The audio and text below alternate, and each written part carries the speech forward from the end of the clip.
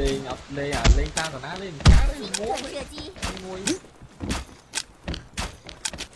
bị hỏi rồi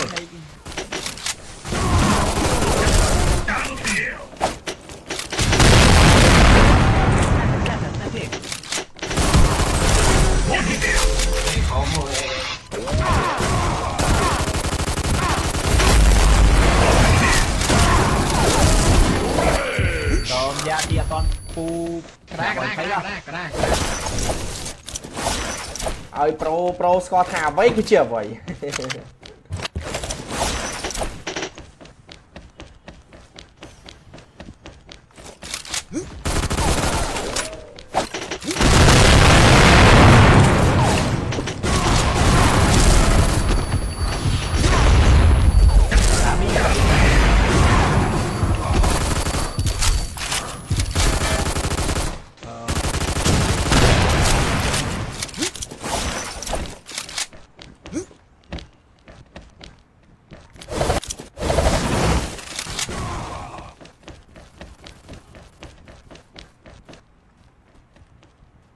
bị bay rồi សម្រាប់អ្នកកាន់ក្របបែកបានហើយអ្នកទាំងអស់គ្នាមកជួយការពារក្របបែក rồi mà lẹ bật bị bật ấy ra 4 chú nó hôn chứ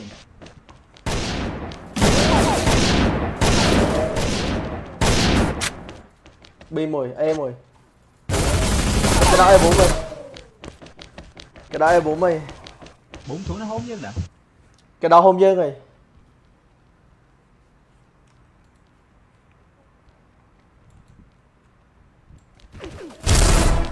ca hôn dương pro tập banh này không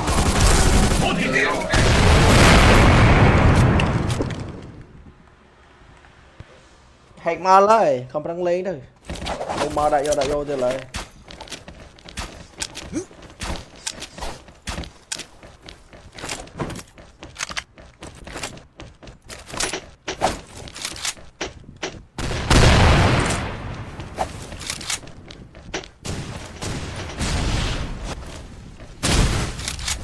bị đẩy tao mà start thèm mọi em thấy tầm đấy đôi khó bị đẩy mà em chả khó nữa rồi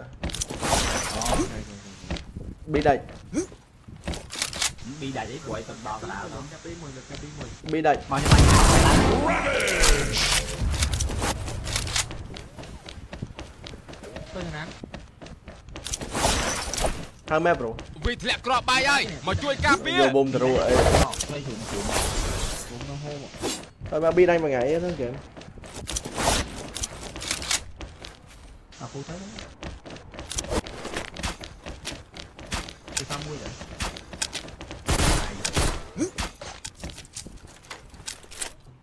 còn prang tới là hack banh thành nắng rồi nãy còn tập trận này phu mua sao đi on nó còn ấy đó phải nó phải cài đi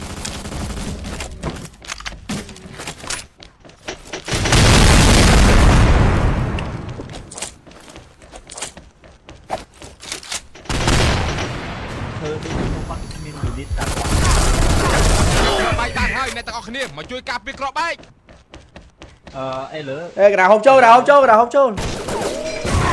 đâu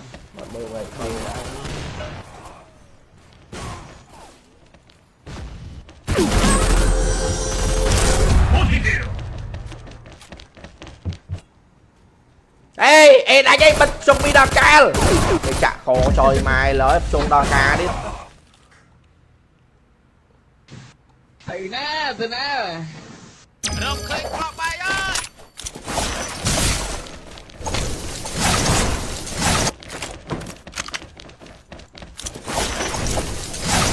ើយ Ôi, ăn bóp chứ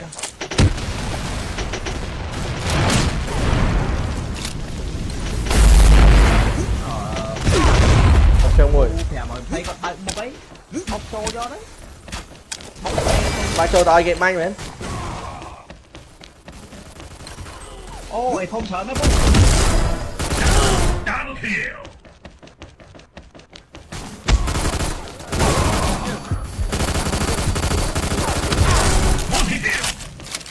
tôi một gì chắc tôi một dùng bóng đạn rồi dùng bóng đạn trong mẹ rồi vô bùm trai trong mẹ rồi tao đi sập hiệp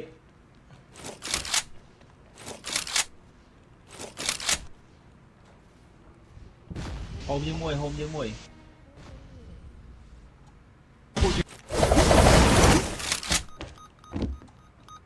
thế kia mùi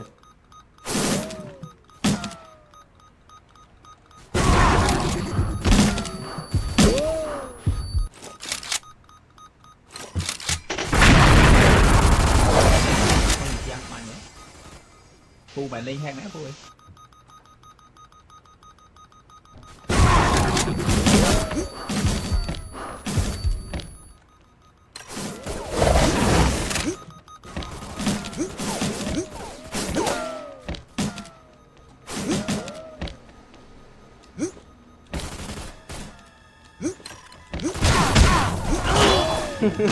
lâu rồi nâng ấy khe ca trong riêng nè ngày nâng ấy nè để chạp tu trong máu của mỗi phận chọn chạp tu việc bật e cho bật bì rồi nhóm chạy bật bi lên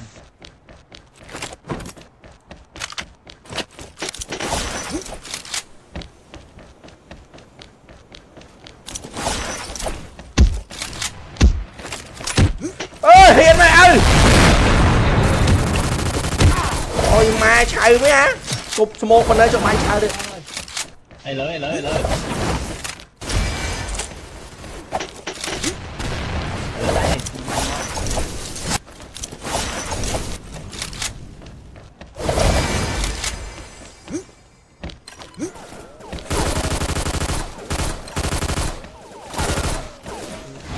ok phu ក្របបាយហើយមកជួយការពារ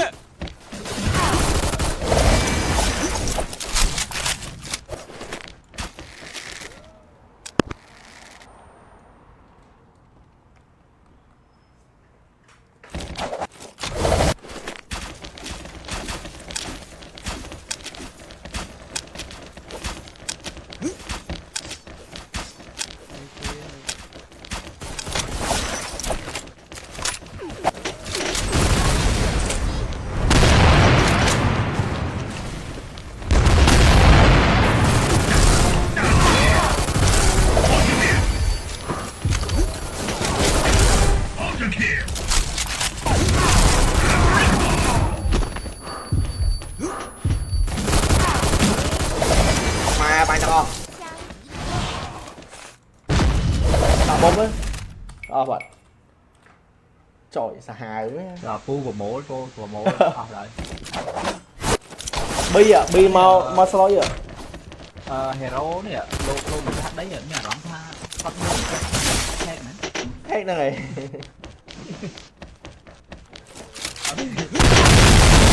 ôi mà bật to khó à lên cho đào tè tôi trời ra khi sao tè tôi coi nữa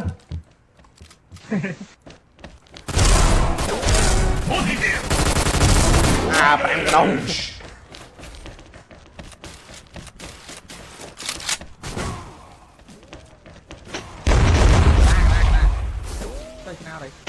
cái đá bi mui ai đó lên cái này cái đá bi nó cái đá bi mô cái đá bi mui bị bùng mui à cái anh off bi anh bầm bầy bầm bi bộ muối bi lựa với muối ai tập bần ấy hơi cái đá hai cái đá bi mui hỏi không này cái hai bi thằng pe đâu like cô bà con ê lửa đỏ cò vào đây chả muối mò không còn con lắm á nhà phụ ấy thà bi nha ê bi lựa muối hay đi muối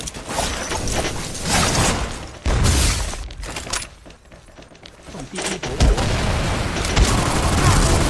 đại chơi mà phe này lơ rồi phe nào ôi mà bi bộ muối cái khi mà đây nó phe này lơ rồi cái đá em ơi ô mừng mà em tira ơi anh crack đây à cái hay quả mãi liên nè đấy à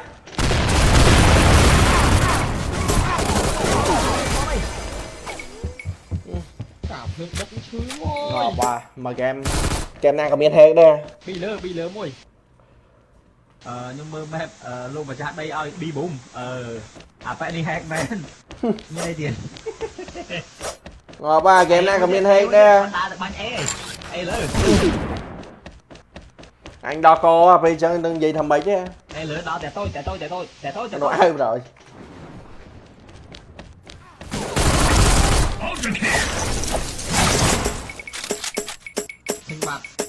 Sinh bạt ở đây p còn đăng hay dương dương đăng ở đây hack còn chạy nhỉ ta dương thôi video à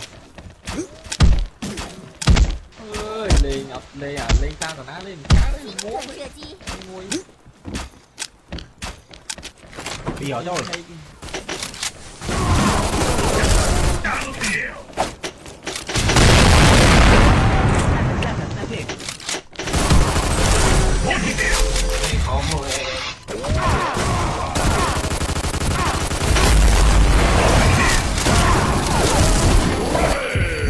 ra thì toàn phu cái học bi đó này học bi gì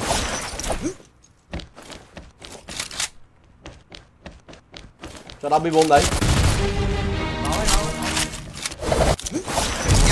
Nhắm đập qua bay.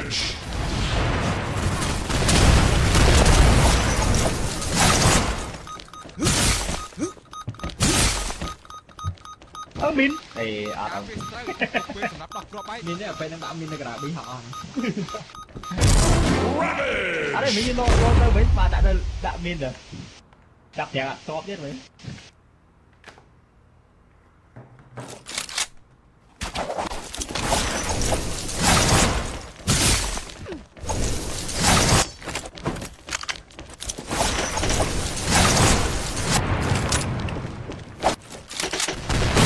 hai đội dân lên mau rồi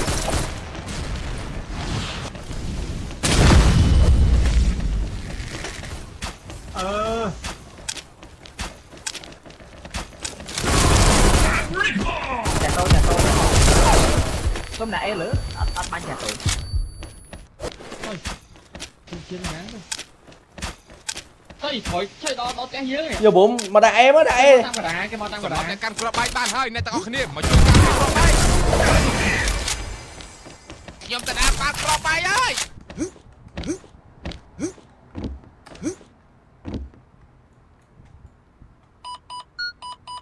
ពួកយើងស៊ូស្លាប់ដើម្បីការពារគ្រាប់បាយ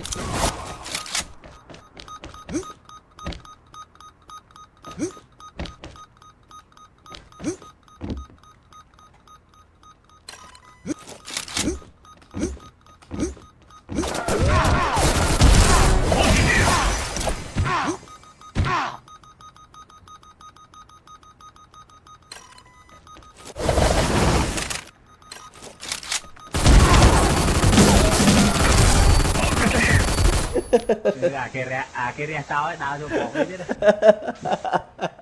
kia slon à kia lố slon à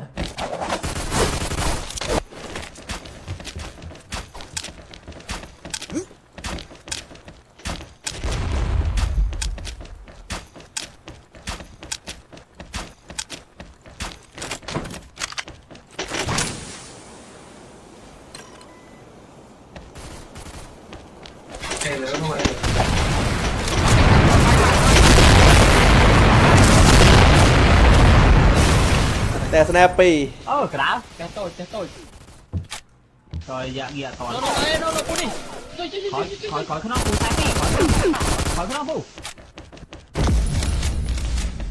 thôi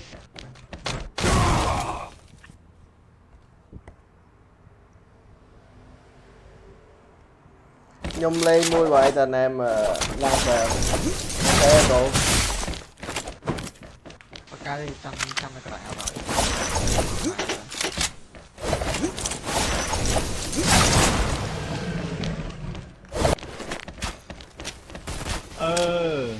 rồi lọc e thông mùi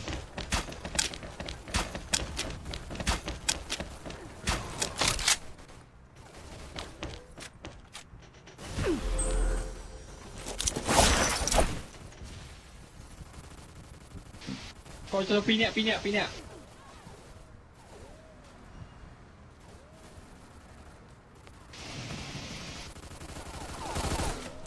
mua chết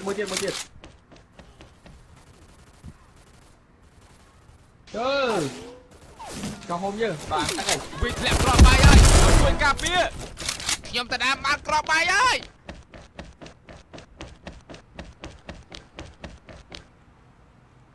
មួយបាញ់4và đợt tì mà thằngមួយបាញ់4 ạ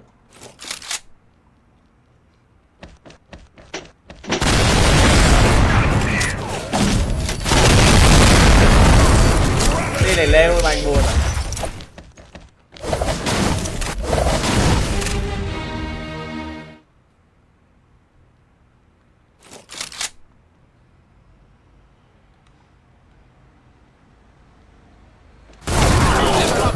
trời ơi giờ là mau à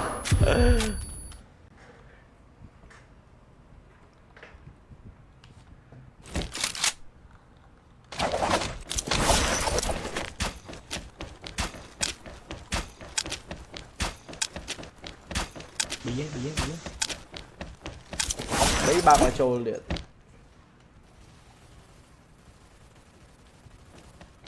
coi giá ơi ai không Số mà bụng một. em đâu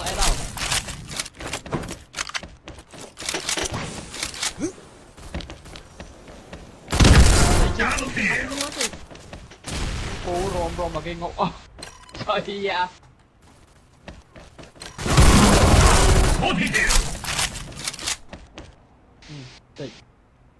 Ca ệ thông muối អ្នកក្របបាយហើយមកជួយការពារ Ca ệ thông bụng Hỏi mua trên ngọn em bé rồi vô 20 kia không xin còn game mới xong là bỏ miếng này Ca ệ thông khang kia Là khang dưới nè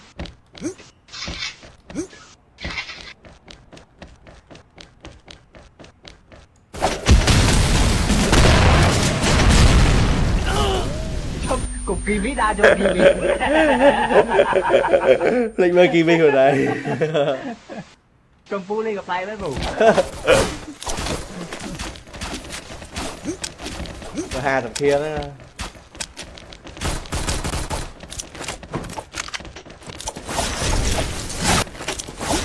Là thỉnh không anh chí phù Ê đây ơi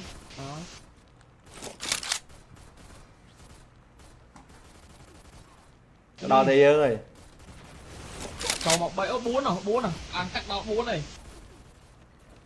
hôm dưới này 4 nè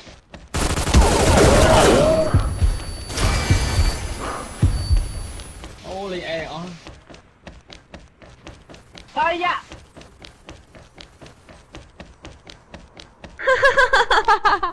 Đừ tiết ơi rồi chứ đấy dù vô pôn 20 kia đó cho ơi ta rồi ban tam cho pôn smart chẳng phải ạch mình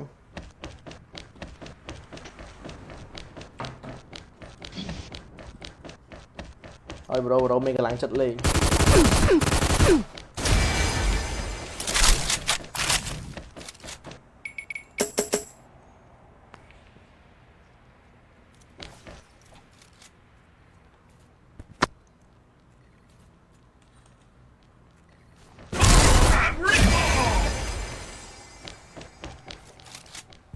chưa tao bị tối rồi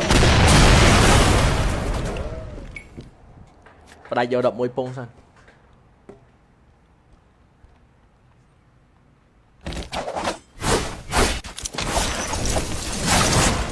bắt bê rồi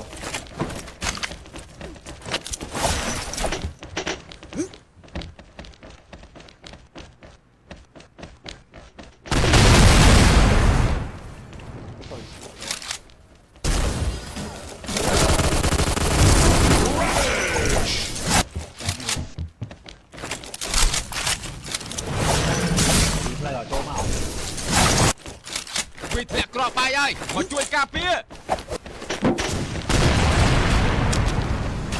Bổ chú tí thôi tôi bàn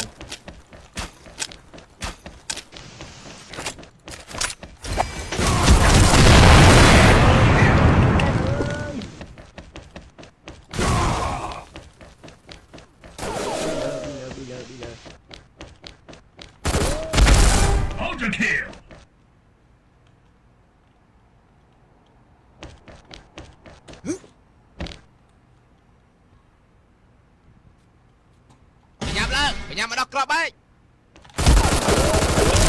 Nè bụng bụng ê bụng bí bụng bí mấy bờ bụng bí vậy.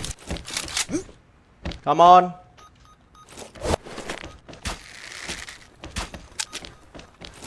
bi 4 à đầu bốn dốt này hả Nó nã cụ tao thả xem này. Cà phê sờ trâu. Lúc phê sầm lắm club ấy.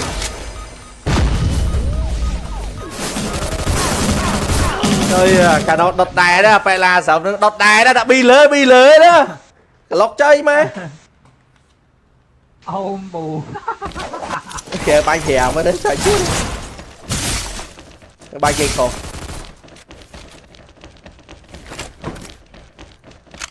hai tập kia tôi đi cùng bụng lai lớn với cùng bụng của anh ngọp chơi tầm rai lớn ai thông xôទៀត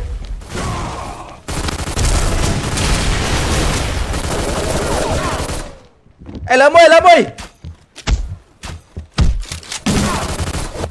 này ê tao biết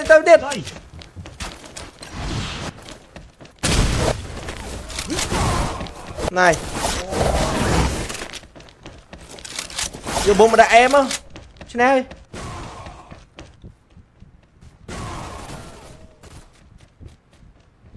đã bụng em Phụ dương sụt slap đầm bầy cà phê club ấy.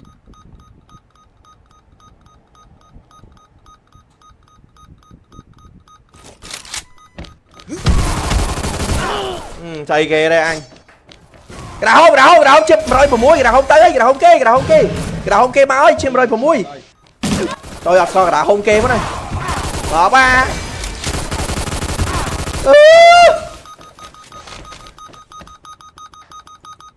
Coi gì chụp coi đi. Nhìn coi cái khoáng à. vậy sao to ơi kì bánh xe cái vậy to kì chơi dễ chân cá tiết ơi Tăng Ở về đây coi cái vậy sao to ơi kì không phải bánh đâu Đây. Máy này ơi cái kệ tao lom á bánh chanh kia là to kia đúng không Ủa thế bánh này bên đây còn ngon quá này. tổ ngọc kê ngon dữ ơi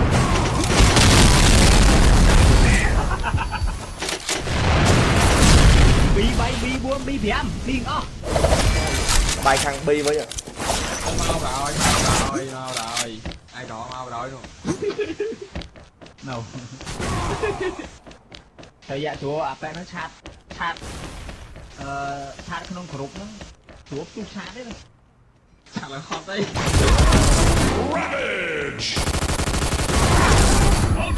Quỳ lẹp club ấy ơi. Mà chui cà em đâu có phê. gì Nhưng chát chúa cái sân bà đấy.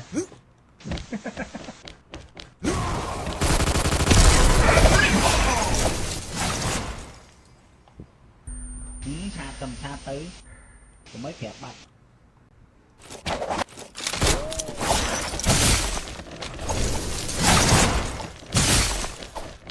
sai tầm pearl kill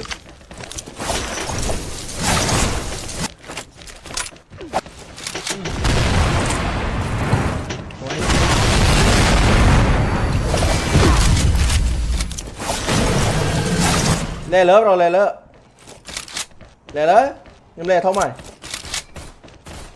Còn cái này cái bật thổi.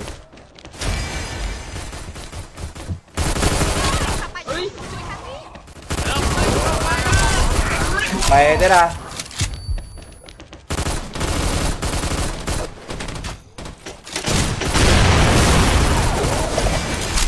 thì gọi ma lại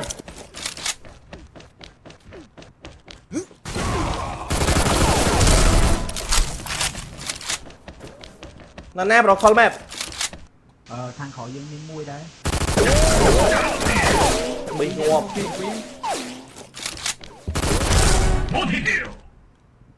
tìm mấy cái kia giờ đã tới cả đá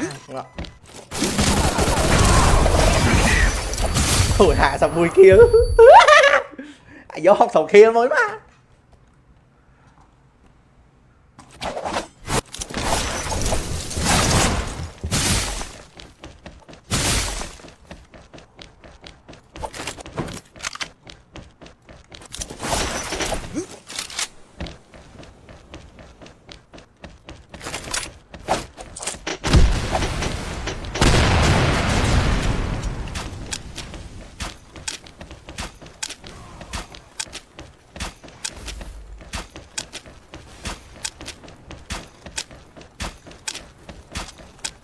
Bảy team mới cả đá chứ ạ. វាធ្លាក់គ្រាប់បាយហើយមកជួយ Một đó.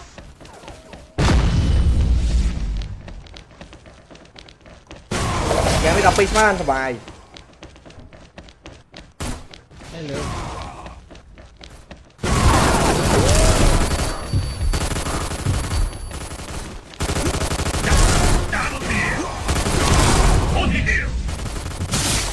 Ha, tập buồn kill.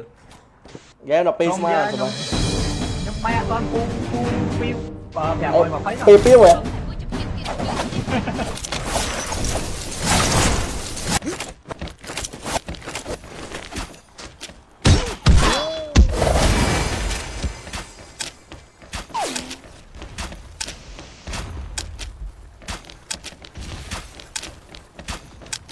Ê 4 miếng mồi.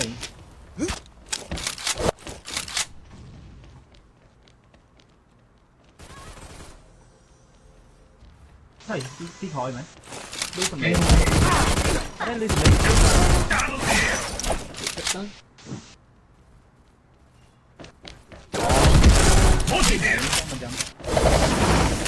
Rồi lại bay bị khối.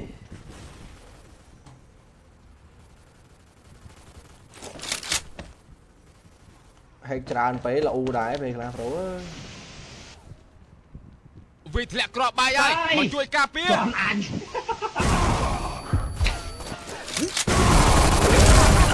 Ôi sợn đấy. Có bụng mới lọ vào đây kể mà. 207 kg.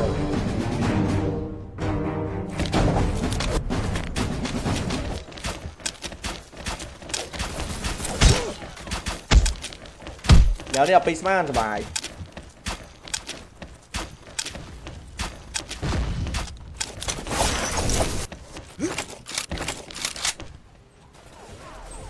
Thế cái đá đi banh rồi.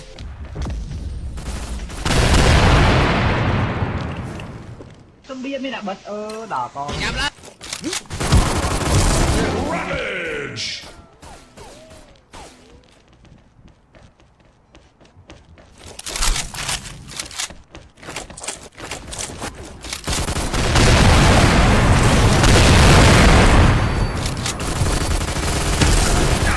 Không stop kia. ពីនេះពីលើយើងដល់សងហុំយើងមួយដើរមកពី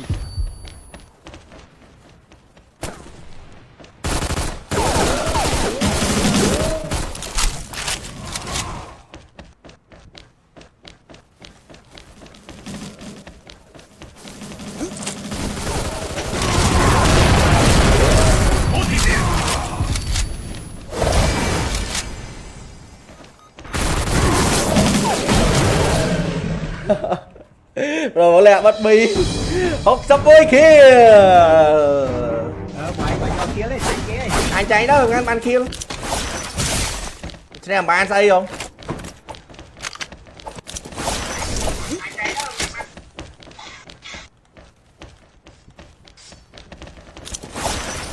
Đọc Pisman sờ bài.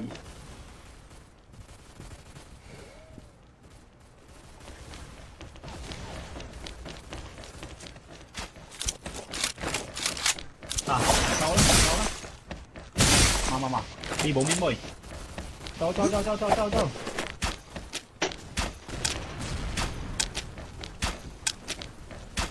Đi 4 đá gì? Đi lại. Phải chọc game. Ủa đã. Phải chọc កាន់ game. គ្រាប់បាយបានហើយអ្នកទាំងអស់គ្នាមកជួយការពារគ្រាប់បាយ trời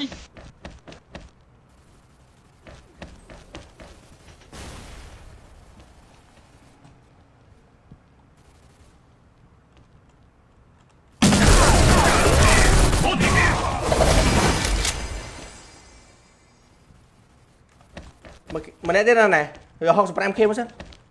mình lại tiếp tục mau tao khôn rồi Đạo 4 ấy. Học spam kia thôi. Ồ, tam hộp chứ. Test net. គ្រាប់បាយ Bao test net đấy. មកការពារ Đá lại.